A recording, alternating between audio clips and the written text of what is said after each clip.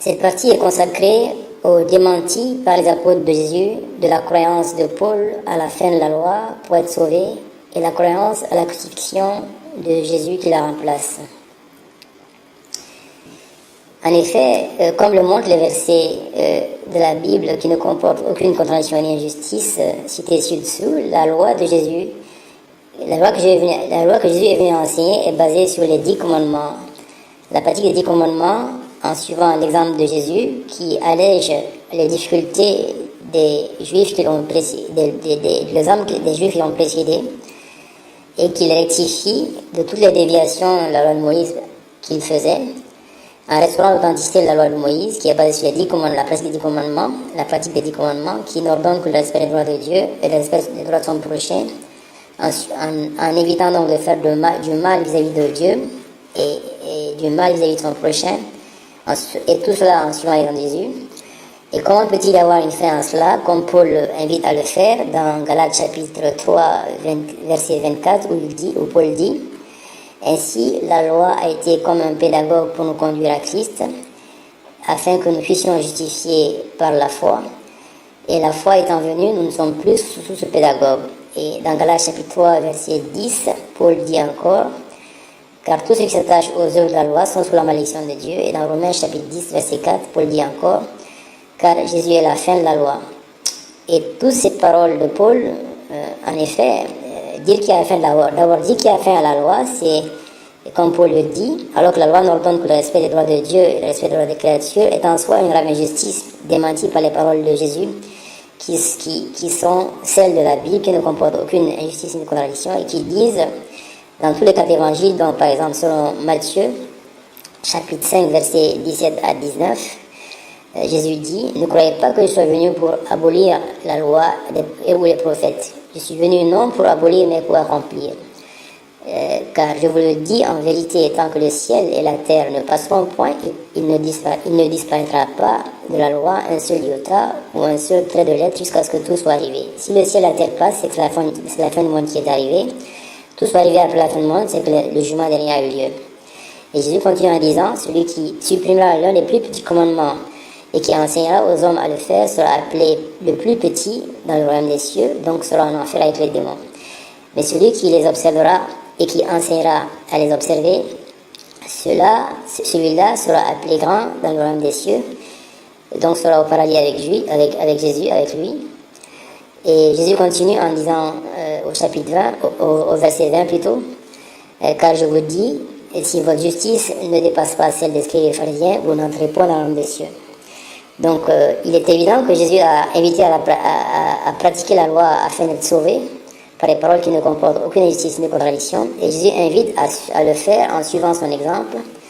où il dit dans Jean chapitre 14, verset 12, en vérité, je vous le dis, celui qui croit en moi fera aussi les œuvres que je fais, et il en fera de plus grandes, parce que je m'en vais à Dieu. Et puis Jésus invita ainsi les gens à se repentir, selon Matthieu chapitre 4, verset 17. Dès ce moment, Jésus commença à prêcher et à dire: répentez-vous à Dieu, car le royaume des cieux est proche. Sous-entendu, répentez-vous à Dieu, sous-entendu. Puis il invite les gens à se pardonner les uns les autres, selon Matthieu chapitre 6, verset 14 plutôt, chapitre 6, verset 14. Si vous pardonnez aux hommes leurs offenses, votre Dieu céleste vous pardonnera aussi. Donc, il est évident que toutes ces paroles viennent contredire les paroles de Paul qui ont été citées ci-dessus, qui invitaient à la croyance à la fin de la loi, afin d'être sauvé. Et Paul contredit encore, continue en disant dans Galates chapitre 3, verset 11, et que nul ne soit justifié devant Dieu par la loi, cela est évident, puisqu'il est dit: le juste vivra par la foi. Or, la loi ne procède pas de la foi, mais elle dit: celui qui mettra ces choses en pratique vivra par elles, le juste vivra par la foi. Et à cela, Jacques répond à Paul par les paroles de Jésus qui ne souffre d'aucune injustice ni de contradiction, en disant exactement le contraire de ce que Paul vient de dire.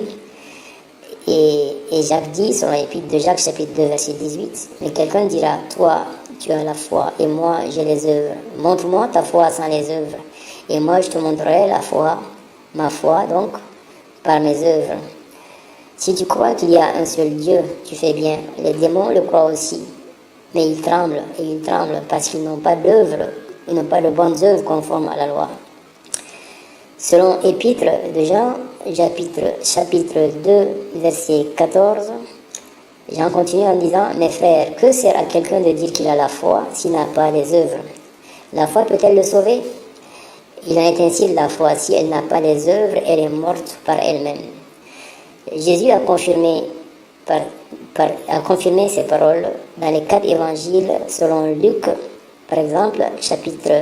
16, verset 17, Jésus dit: il est plus facile que le ciel et la terre passent qu'il ne l'est qu'un seul trait de lettre de la loi ne vienne à tomber. Donc ça, c'est un démenti encore formel de Jacques, l'un des plus influents des apôtres, et sachant que tous les apôtres sont solidaires, par les paroles de Jésus dans la Bible qui ne comportent aucune injustice ni contradiction, qui balaient d'un seul trait toute cette croyance à la fin de la loi que Paul a prêchée, et qui fondent le christianisme d'aujourd'hui malheureusement, ceux qui mettent les christianistes en danger. Et ces paroles ont été citées dans l'Évangile par les mêmes paroles qui ne comportent pas aucune injustice ni contradiction, notamment par exemple dans Luc chapitre 10 verset 25 où Jésus dit, c'est une autre façon de pratiquer la loi, une autre façon de dire l'importance de se conformer à la loi, où il dit tu aimeras ton Seigneur de ton cœur, de ton âme, de ton esprit, tu aimeras donc tu aimeras Dieu, ton Seigneur, toute ton âme, toute ta force, ton cœur, et tu aimeras ton prochain comme toi-même. Selon Marc encore, chapitre 12, verset 28 à 34, il dit encore la même chose. Et encore dans Jean, selon Jean, chapitre 17, verset 3, il dit encore le royaume des cieux, c'est de croire comme étant l'unique, et de croire en lui, Jésus, comme étant son envoyé. Et tout cela va dans le même sens, c'est la pratique de la loi qui ordonne dans son premier commandement: tu n'auras pas d'autre Dieu dans la face. Donc ce qui signifie qu'on doit aimer Dieu plus que tout, on doit avoir le cœur rempli d'amour de Dieu et aimer son prochain comme soi-même. Donc toutes ces paroles viennent démentir toute cette croyance à la fin de la loi que Paul a prêchée afin d'être sauvé, et la croyance à la crucifixion de Jésus pour laquelle elle a en place. Donc toutes ces croyances de Jésus et de ses apôtres qui sont fondés sur la pratique de la loi pour être sauvés viennent démentir tous ces piliers fondamentaux du christianisme d'aujourd'hui. Et seuls ceux qui pratiquent les enseignements du Consolateur, l'Esprit Saint, l'Esprit de vérité comme cela, donc comme les preuves le montrent à travers plus de 400 pages de concordance avec les enseignements authentiques de Jésus dans la Bible qui ne comportent aucune injustice ni contradiction, du début à la fin. Donc ceux qui suivent le Consolateur, que j'ai ordonné obligatoirement de suivre après lui afin d'être sauvés de l'enfer et d'éviter les malheurs écrits dans ce monde, ont la même croyance. Autrement dit, nous croient comme Jésus et ses apôtres que pour être sauvé, il faut se conformer à la loi de Dieu en pratiquant les commandements de Dieu. Et donc ne croient pas à la fin de la loi, comme le montrent les versets de ce livre qui regroupe les enseignements du Consolateur, que le Consolateur a laissé sur terre avant de partir et qui restera éternellement avec nous, comme Jésus l'a dit. Et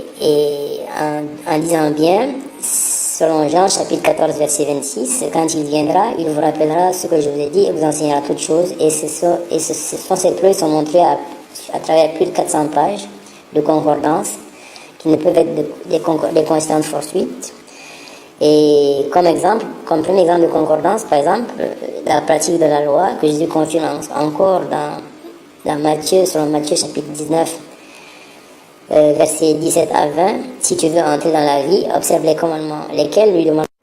Jésus répondit: tu ne tueras point, tu ne commettras point d'adultère, tu ne diras point de faux témoignages, tu honoreras ton père et ta mère, tu aimeras ton prochain comme toi-même. Donc ce sont les 10 commandements, toujours, en suivant l'exemple de Jésus. Tous ces 10 commandements ont été, comme vous pouvez le constater en suivant cette émission jusqu'au bout, ou en lisant le livre dont il est le support, où il est en train d'exposer. Tous ces commandements sont rappelés verset par verset par le livre de Dieu, par le Consolateur, qui est un livre qui a été pratiqué par tous les envoyés de Dieu en réalité, depuis Adam jusqu'au dernier envoyé de Dieu. Et non seulement il rappelle ces commandements de Jésus, mais aussi il les complète en plus de 700 commandements montrant ce que sont les injustices dans tous les domaines en les interdisant et en montrant ainsi de cette manière aux États, aux banques, aux entreprises, aux familles, aux individus ainsi qu'aux organisations commerciales comment ils doivent se comporter pour se développer, avoir les meilleures solutions pour se développer rapidement en évitant toute justice et de manière à ce que personne ne puisse léser personne. Et ce livre invite aussi, comme Jésus, à la pratique de la loi, et notamment, comme le montre ce verset, chapitre 4, verset 31 de ce livre, si vous évitez les grands péchés qui vous sont interdits, nous vous effacerons vos méfaits de votre compte et vous ferons entrer dans un endroit honorable qui est le paradis. Les grands péchés, bien sûr, les atteintes aux droits d'autrui, aux droits de Dieu, aux droits de chien, et qui donc correspond à la pratique de la loi, comme Jésus l'avait enseigné. Et ce livre continue encore en disant, chapitre 4, verset 135, « Ô les croyants, observez strictement la justice et soyez des témoins véridiques, comme Dieu l'ordonne, fût-ce contre vous-mêmes, contre vos pères et vos mères et vos parents. » Les références pour accueillir ce livre sont montrées après l'épreuve et vous pouvez aussi les acheter dans les librairies. Tout cela ne fait que confirmer, donner des exemples de concordance, confirmer le fait que sur 4 livres successifs, 4 points, partie 1.4, 2.4, 3.4, 4.4, ainsi que les annexes, soit sur plus de 400 pages, il y a une concordance parfaite entre les enseignements de ce livre et les versets de la Bible qui ne comportent aucune contradiction ni injustice, qui ne peuvent être donc les paroles de Jésus et les paroles de tous les envoyés de Dieu. Et cela ne peut être une coïncidence fortuite. Et tout ce qui est divergent de ça sont les paroles de Paul, que les apôtres, et Paul témoigne lui-même qu'il a été combattu par les apôtres de Jésus quand il a prêché cela, à cause des injustices que cela comporte et qui sont en train d'être exposées dans cette émission,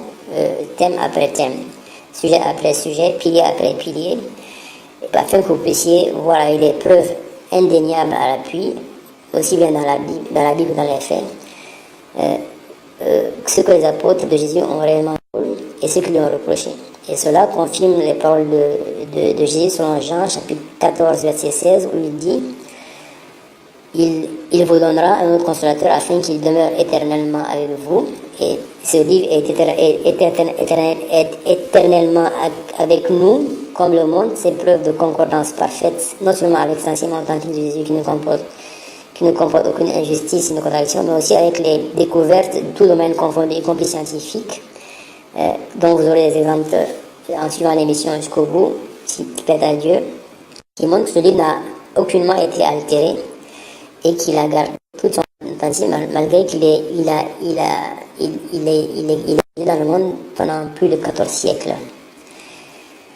Le sujet suivant aborde le démenti par les apôtres de Jésus de la croyance de Paul au péché originel. Nous aborderons ce sujet juste après une pause.